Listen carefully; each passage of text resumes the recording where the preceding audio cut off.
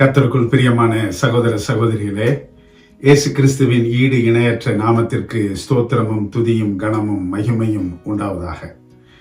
ஆண்டவர் 10 மாதங்கள் நம்மை சுகத்தோடும் பலத்தோடும் காப்பாற்றி இந்த 11வது மாதத்தின் முதல் நாள் நேரத்திலே நம்மை கூட்டி சேர்த்திருக்கிறார். எவ்வளவு வேகமாக நாட்கள் போகிறது பார்த்தீர்களா? அதே போலத்தான் வேகமாக ஆண்டவருடைய வருகை சீக்கிரமாக இருக்க போகிறது. அவருடைய திருமுகத்தை நீங்களும் நானும் பார்க்க போகிறோம். அவருடைய திருக்கரத்தை பிடிக்க போகிறோம். அவருடைய காலிலே சகல நாட்களிலும் நாம் இருந்து அவரை ஸ்தோத்திரிக்க போகிறோம். அந்த நாள் நல்ல நாள், மாட்சிமை மகிமை நிறைந்த நாள். ஆண்டவருடைய வாக்குத்தத்தம் நேற்றும் இன்றும் என்றும் மாறாதது. ஆகவே இந்த 11வது மாதத்தின் ஆசீர்வாத வாக்குத்தத்தமாக ஆண்டவர் நமக்கு தருகிற வசனம், வாக்குத்தத்தம், வாக்கு உறுதி என்னவென்றால், ஏசாயாவின் புத்தகத்திலே 41வது அதிகாரம் 13வது வசனத்தை நான் உங்களோடு வாசிக்க விரும்புகிறேன். ஏசாயா 41வது அதிகாரம் 13வது வசனம். உன் தேவனாக இருக்கிற கர்த்தராகிய நான் உன் வலது கையை பிடித்து பயப்படாதே, நான் உனக்கு துணை நிற்கிறேன் என்று சொல்லுகிறேன். எனக்கு பிரியமானவர்களே, கடந்த மாதம் முழுவதும், கடந்த மாதங்கள் முழுவதும் ஒவ்வொரு நாளும் ஆண்டவர் தன்னுடைய வாக்குத்தத்தினால், தன்னுடைய பலத்தால் இடைக்கட்டி நம்மை வழிநடத்தி இந்த 11வது மாதத்திலே அடியெடுக்கும்படியாக ஜீவனையும் சுகத்தையும் கொடுத்திருக்கிறார். இந்த மாதம் நமக்கு பிறந்திருக்கிறது என்றால், இந்த மாதம் நாம் உயிரோடு இருக்கிறோம் என்றால், நிச்சயமாக அவர் ஒரு திட்டத்தை வைத்துத்தான் நமக்கு இந்த மாதத்தை கொடுத்திருக்கிறார். நேற்றைய தினத்தில் இருந்தவர்கள் இந்த மாதத்தில் இல்லாமல் தங்களுடைய படுக்கையை பாதாளத்திலே போட்டிருக்கிறார்கள். ஆனால் உங்களுக்கும் எனக்கும் ஆண்டவர் இந்த புதிய நாளை, புதிய மாதத்தை கொடுத்திருக்கிறார் என்றால் ஒரு திட்டத்தை ஆண்டவர் வைத்திருக்கிறார். அந்த திட்டம் நிறைவேறும் வரைக்கும், அந்த திருப்புமுனை நம்முடைய வாழ்க்கையில் வருகிற வரைக்கும், அந்த புது பலன், புதிய நம்பிக்கை, புதிய ஆசீர்வாதம் நம்முடைய வாழ்க்கையில் வந்து சேரும் வரைக்கும் சில சமயங்களிலே போராட்டங்கள் உண்டு, உபத்திரவங்கள் உண்டு, கண்ணீர் உண்டு, வேதனை உண்டு, சுகவீனம் உண்டு. ஆகவே தான் இந்த மாதத்தின் வாக்குத்தத்தமாக ஆண்டவர் சொல்லுகிறார், நான் உன் வலது கையை பிடித்து உனக்கு துணை நிற்கிறேன், ஆகவே பயப்படாதே. எனக்கு பிரியமானவர்களே, ஏசாயா 41வது அதிகாரத்தில் 3 முறை பயப்படாதே, பயப்படாதே, பயப்படாதே என்று வருகிறது. அந்த 3 முறையும் வெறும் பயப்படாதே என்று ஆண்டவர் சொல்லவில்லை. ஒரு காரியத்தை சொல்லிவிட்டு, ஒரு காரியத்தை செய்துவிட்டு நமக்கு பயப்படாதே என்று சொல்லுகிறார். உதாரணமாக நீங்கள் 9வது வசனத்தை, 10வது வசனத்தை நீங்கள் வாசித்து பார்த்தால், பூமியின் கடையாந்தரங்களில் இருந்து உன்னை அழைத்து வந்து என்று சொல்லிவிட்டு பயப்படாதே என்று சொல்லுகிறார். எங்கோ கடந்த நாம் அனாதையாக, எந்தவித அக்கறையின்றி, எந்தவித பாசமின்றி, அன்பின்றி, மனிதர்களால் கைவிடப்பட்டவர்களாக, ஏன் குடும்பத்தினரால் கைவிடப்பட்டவர்களாக, கண்ணீரோடு, கம்மலையோடு, வேதனையோடு பூமியின் கடையாந்தரங்களில் ஒரு மூலையிலே கடந்தோம். ஆண்டவர் நம்மை அழைத்து வந்து, நீங்கள் அதே சமயத்தில் 14வது வசனத்தை நீங்கள் வாசித்து பார்த்தால், சிறு பூச்சியே, புழுவே, பயப்படாதே என்கிறார். அப்படியானால் மனிதர்களால் மிதிக்கப்பட்டு, தள்ளப்பட்டு, சிறுமை என்று எண்ணப்பட்ட நம்மை ஆண்டவர் அழைத்து வந்து பயப்படாதே என்கிறார். இந்த 13வது வசனம் மிகவும் நமக்கு வித்தியாசமாக இருக்கிறது. என்னவென்றால், பொதுவாக ஆண்டவரே என் கையை பிடித்துக் கொள்ளும் என்று நாம் ஜெபிக்கும் பொழுது அதை வாக்குறுதியாக ஆண்டவர் சொல்கிறார், நான் உன் வலது கையை பிடித்து பயப்படாதே, என்று ஆண்டவர் சொல்லுகிறார். எனக்கு பிரியமானவர்களே, சில சமயங்களிலே நம்முடைய வாழ்க்கையில் பயம் நம்முடைய சந்தோஷத்தை கெடுத்து விடுகிறது. பயம் நமக்கு இருக்கக்கூடிய கொஞ்சம் குறைய நம்பிக்கையை கூட எடுத்து விடுகிறது. பயம் முன்னேறி செல்லாமல் நம்மை தடுத்து விடுகிறது. பயம் குடும்பத்தோடு நிம்மதியோடு வாழ முடியாமல் தடுத்து நிற்கிறது. பயம் எந்த விதத்திலும் நம்முடைய முன்னேற்றத்தை காண விடாமல் நம்மை எந்த சூழ்நிலையிலும் சுறுசுறுப்பாக இயங்க வைக்காமல் நம்மை நசுக்கி நசுக்கி நாள்தோறும் மனதிலே சஞ்சலத்தோடும் கண்களிலே கண்ணீரோடும் வாழ வைக்கிறது. ஆகவே ஆண்டவர் சொல்லுகிறார், இந்த நாளிலே இந்த மாதத்திலே எப்பேற்பட்ட மரண இருளின் பள்ளத்தாக்கிலே நாம் நடந்தாலும் பொல்லாப்புக்கு பயப்படாதபடிக்கு ஆண்டவர் நம்மை வலது கையை பிடிக்கிறார். எனக்கு பிரியமானவர்களே, ஆண்டவர் நம்முடைய வலது கையை பிடிக்கும் பொழுது ஒருவேளை எதிர்காலம் தூரமாக இருந்தாலும் ஆண்டவர் நம்மை நடத்தி கொண்டு போகிறார். ஒருவேளை பலன் அற்றவர்களாக இருந்தாலும் அவர் நம்மை கையை பிடித்து இருத்தி நம்மை கூப்பிட்டு கொண்டு போகும் பொழுது பலன் தானாக வருகிறது. ஒருவேளை எதிர்காலம் இருளாக இருந்தாலும் ஆண்டவர் வெளிச்சமாக நம்மை அழைத்து செல்கிறார்.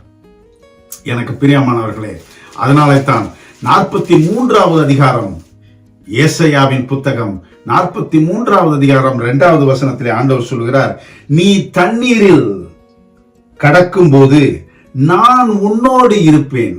நீ ஆறுகளை கடக்கும் போது அவைகள் உன்மேல் புரளாது. நீ அக்கினியில் நடக்கும் போது வேகாதிருப்பாய். அக்கினி ஜுவாலை உன் பேரில் பற்றாது. ஏன்? ஒரே ஒரு காரணம்.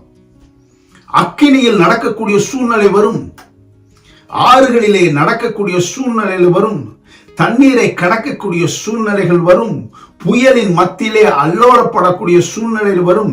இருப்பினும் ஒன்று நிச்சயம், அது எப்பேற்பட்ட சீற்றல்கள் அலைகள் நம்மேல் புரண்டு நம்மை தாக்கும்படியாக வைத்தாலும் ஆண்டவர் நம்முடைய வலது கரத்தை பிடித்து, பயப்படாதே, நடத்துகிறவன் நான், பலப்படுத்துகிறவன் நான், உன்னை மகிழ பண்ணுகிறவன் நான், நிம்மதியை தருகிறவன் நான், உனக்கு அன்பை தருகிறவன் நான், உன் கண்ணீரை துடைக்கிறவன் நான், உன்னுடைய சஞ்சலத்தை நீக்குகிறவன் நான் என்று சொல்லி சொல்லி சொல்லி சொல்லி இந்த நவம்பர் மாதத்தின் ஒவ்வொரு நாளிலும் ஆண்டவர் நம்மை நடத்துகிறார்.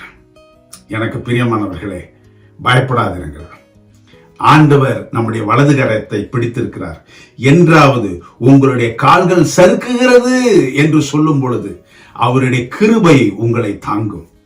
ஆண்டவரே, என்னுடைய வாழ்க்கை இப்படி இருக்கிறதே, என்னுடைய பிள்ளைகள் இப்படி இருக்கிறார்களே, என்னுடைய குடும்பத்தில் நிம்மதி இல்லையே என்று சொல்லும் பொழுது ஆண்டவர் சொல்கிறார், பயப்படாதே மகளே, பயப்படாதே மகனே, நான் உன் கரத்தை பிடித்திருக்கிறேன்.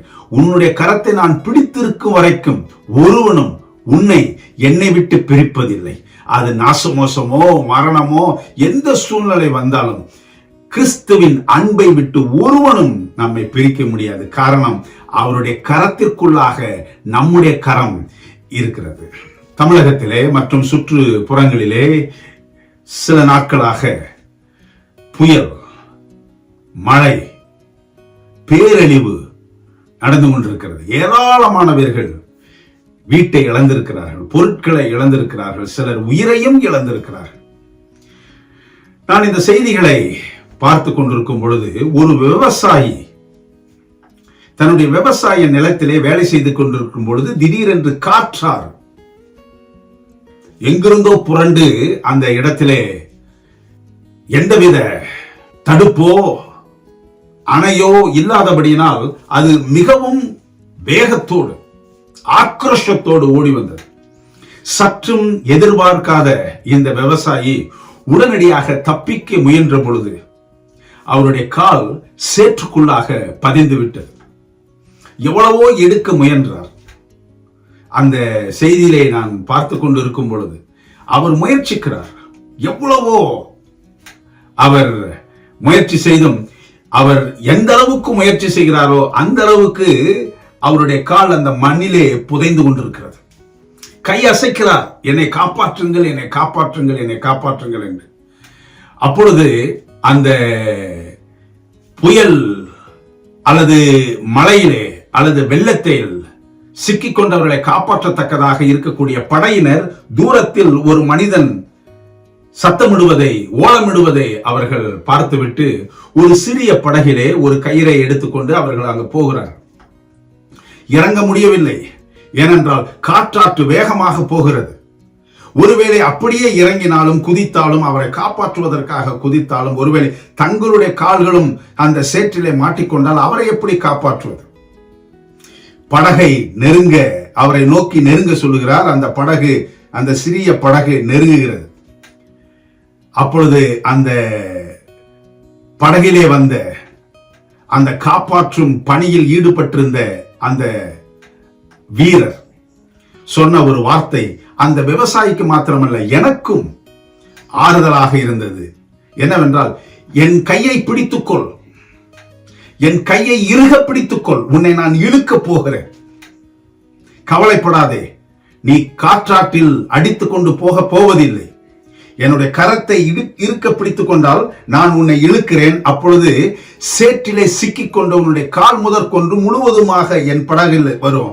அதனால நீ எந்த விதத்திலும் பயப்படாதே, எந்த விதத்திலும் உன்னை நீயே காப்பாற்றிக் கொள்வதற்கு நீ முயற்சி செய்யாதே, முழுவதுமாக உன்னுடைய கரத்தை என்னிடத்திலே கொடுத்து விடு, நான் இழுத்துக் கொள்கிறேன் என்றார். அப்பொழுது அந்த படையினர் வீரர் அந்த கையை நீட்ட அந்த விவசாயி அவருடைய கையை பிடித்துக் கொண்டார், அழகாக இழுத்தார். எந்தவித ஆர்ப்பாட்டம் இல்லாமல் அவருடைய கால்கள் சேற்றிலிருந்து கொஞ்சம் கொஞ்சமாக மேலே வந்தது. படகிலே ஏறிக்கொண்டார். அழகாக அந்த காற்றாற்று வெள்ளம் எவ்வளவு ஆக்ரோஷமாக போனாலும் அவர் கரத்தை பிடித்துக் கொண்டபடினாலே அழகாக அந்த அக்கறைக்கு செல்லும் பாக்கியத்தை பெற்று உயிர் பிழைக்கும்படியாக அந்த வீரர் செய்தார். எனக்கு அருமையானவர்களே, இதை நான் கேட்டவுடனே, இதை பார்த்த உடனே என்னுடைய உள்ளத்திலே ஏதோ ஒரு அளவில்லாத ஒரு சமாதானம் ஏற்பட்டது. இப்படித்தான் என்னுடைய கால்கள் சிக்கிக் கொண்டது என்று ஆண்டவரே என்று கதறும் பொழுது ஆண்டவர் சொல்கிறார், உன் வலது கரத்தை என்னிடத்திலே கொடு, நான் உன் வலது கரத்தை பிடித்து உன்னை என்னிடத்தில் இழுத்துக் கொள்வேன், உன் கால்கள் சிக்கிக் கொள்ளாதபடிக்கு நான் உன்னை காப்பாற்றுகிறேன், பயப்படாதே இஸ்ரவேலே, பயப்படாதே, நான் உன் தேவன், நான் உன்னை பலப்படுத்தி உனக்கு சகாயம் செய்வேன், என் நீதியின் வலதுகரத்தினால் உன்னை தாங்குவேன். எனக்கு பிரியமானவர்களே, இந்த மாதம் நிச்சயமாக வலதுகரத்தை பிடிக்கிற கர்த்தராகிய இயேசு கிறிஸ்து உங்களிடத்தில் வருகிற மாதமாக, உங்களுடைய கரத்தை பிடிக்கிற மாதமாக, உங்களுடைய கண்ணீரை துடைக்கிற மாதமாக, பயப்படாமல் நிம்மதியோடு வாழ்கிற மாதமாக இருக்க ஆண்டவர் உதவி செய்வாராக. பிரார்த்தனை செய்வோமா? அன்பே உருவான நல்ல ஆண்டவரே, என் தேவன் தாமே நீர் கூட இருந்து காப்பாற்று. கடந்த மாதம் எப்படி போராட்டங்களினாலும், சிக்கல்களினாலும், வேதனைகளினாலும், கண்ணீர்களினாலும் போனாலும் ஆண்டவரே, இந்த மாதம் நிச்சயமாக தயவுசெய்து எங்களுடைய கரத்தை பிடித்துக் கொள்ளும் அப்பா. எங்களுடைய கால்கள் வேதனை என்கிற சேரு, சுகவீனம் என்கிற சேரு, கடன் தொல்லை என்கிற சேரு, குடும்ப பிரச்சனைகள் என்கிற சேரு, உறவு முறிவு என்கிற சேற்றிலே சிக்கிக் கொண்டிருக்கிறது ராஜா. எங்களால் எங்களை காப்பாற்றிக் கொள்ள முடியவில்லை. ஆண்டவரே, எங்களிடத்திலே வாரும் அப்பா. இந்த காட்டாறு, இந்த வாழ்க்கை என்கிற காட்டாறு மிகவும் ஆக்ரோஷமாக எங்களை தாக்கிக் கொண்டிருக்கிறதே. தயவுசெய்து எங்களுடைய கரத்தை பிடித்து இழுத்துக் கொள்ளும் அப்பா. உம்மிடத்திலே ஓடி வருவோம். அக்கறை சேர வேண்டும் கர்த்தாவே. மகிழ்ச்சிகரமான அக்கறைக்கு செல்ல வேண்டும், நிம்மதியான அக்கறைக்கு செல்ல வேண்டும். எங்களை காப்பாற்றுங்க கர்த்தாவே. ஒவ்வொருவரையும் உம்முடைய கிருபையினாலே பலப்படுத்துங்க. ஜெபத்தை கேட்டதற்காக நன்றி. இந்த மாதம் முழுவதும் நீர் எங்களோடு கூட இருக்க போகிறதற்காக ஸ்தோத்திரம். இயேசுவின் நாமத்தில் ஜெபிக்கிறோம் ஜீவனுள்ள பிதாவே, ஆமென். ஆண்டவர் உங்களை ஆசீர்வதிப்பாராக. ஆமென்.